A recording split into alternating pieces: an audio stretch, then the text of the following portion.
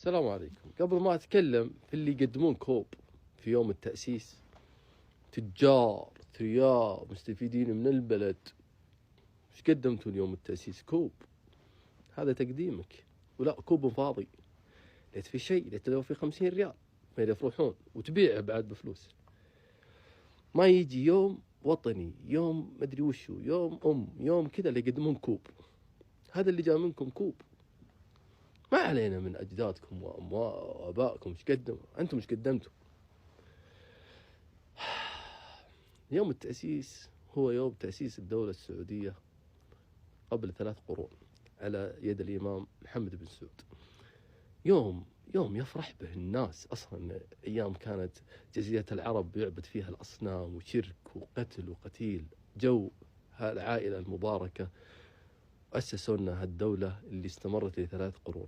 تقدم فيه كوب اللي كنت أنت فقير فيه وأنا فقير والناس كلهم فقيرين، تقدم كوب. لا حول ولا قوة إلا بالله. والناس مع الهبة كوب أبو كوب، هذا ما يقدم إلا كوب. لا جاء أي يوم وطني كوب. يحطون ألوان.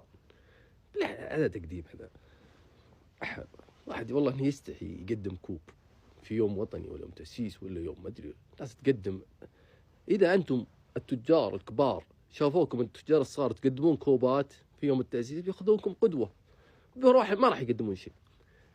تجار وين البنوك في يوم التأسيس؟ ما تشوف تعفيهم مثلا من القسط حق يوم التأسيس.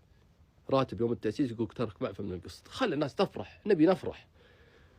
وين الأرامل والمطلقات والمساجين اللي عليهم ديون وموقفة خدماتهم والمرضى؟ ليش ما يفرحون معنا في يوم التأسيس؟ مين بيفرحهم؟ فرحوهم أنتم يا التجار اللي استفدتوا ما شاء الله ودخلتوا أموال في هالبلد المبارك. وش قدمتوا له يوم التأسيس؟ كوب يا أبو كوب أنت.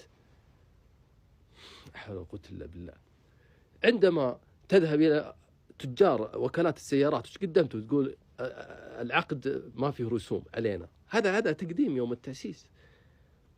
وش قدمتوا أنتم يا ألعاب الأطفال أقاسية ملاهي الألعاب؟ ليش ما تقول يوم التأسيس الدخول مجانا؟ خل عيال الفقراء وهذا يفرحون يوم التأسيس. خل الناس تقول متى يجي يوم التأسيس. خطوط الطيران كلها وش نبي التذكرة بريال يوم هو يوم واحد. ادفع فيه مليار يا أخوي. خل الناس تفرح، خل الشعب يفرح في يوم التأسيس. سوي عرض يستاهل هاليوم. هذا يوم يستاهل. أنا أشوفه يستاهل، ما هو بيستاهل كوب. يوم يستاهل واحد يدفع يوم واحد لأنك أنت مستفيد. يوم واحد تحط لي كوب يا أبو كوب. نبي عروض صح. وكلاء السيارات نبي عروض. نبي أشخاص الحين قدموا عروض أنا أنزلها في سنابي مجانا لهم دعم. وفي التوك توك. ومش قدمتوا؟ وين التجار؟ ما نبي الصغير. صار الصغير يقدم أحسن ما يقدم الكبير. صرنا نخاف على مخابينا يوم التأسيس.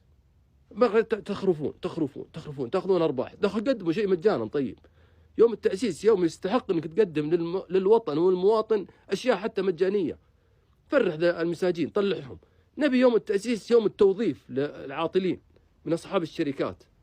توظيف ملف كامل يوظف فيه بمناسبة يوم التأسيس. نوظف يا حبيبي 1,000,000 مواطن ومواطنة من الكبار التجار الكبار. ما أنت بعاجز تدفع راتب السنة صح ولا لا؟ هذا يوم التأسيس اللي احنا نبي فرحة. ما هو نبي يوم التأسيس نمسك مخابينا. وين العروض؟ نبي شيء. نبي عروض. نبي حتى من الكبار ما نبي عروض. شكرا. نبي عطايا. نبي مستشفيات تبنونها. أي شيء. وتجار العقار وينكم يوم التأسيس؟ وش قدمتوا يوم التأسيس؟ شقق تبيعونها على عمارة واحدة فيها 5 شقق تبيعونها ب7 مليون 8 مليون. وش قدمتوا يوم التأسيس؟ أراضي ومليارات. واستفدتوا من دولتنا ما شاء الله وعينتوا خير. يا أخي قدموا للوطن والمواطن في يوم التأسيس. يا أخي شقق مجانية. صعبة مجانية. حطوها بأي سعر بس خلنا نحس بيوم التأسيس. ننتظر ونمسك فلوسنا عشان يجي يوم التأسيس. اليوم الوطني. أيام حلوة في دولتنا. وش قدمتوا؟ كوب فاضي بعد وتبيعونه بفلوس وتطلعون فلوس وأرباح. وش قدمتوا؟ بالله تقديم. ليتكم ما سميتوا يوم التأسيس. والله ليتكم ما سميتوا. سموا أي شيء أي يوم ثاني بس لا تسمونه يوم التأسيس ولا تسمونه اليوم الوطني.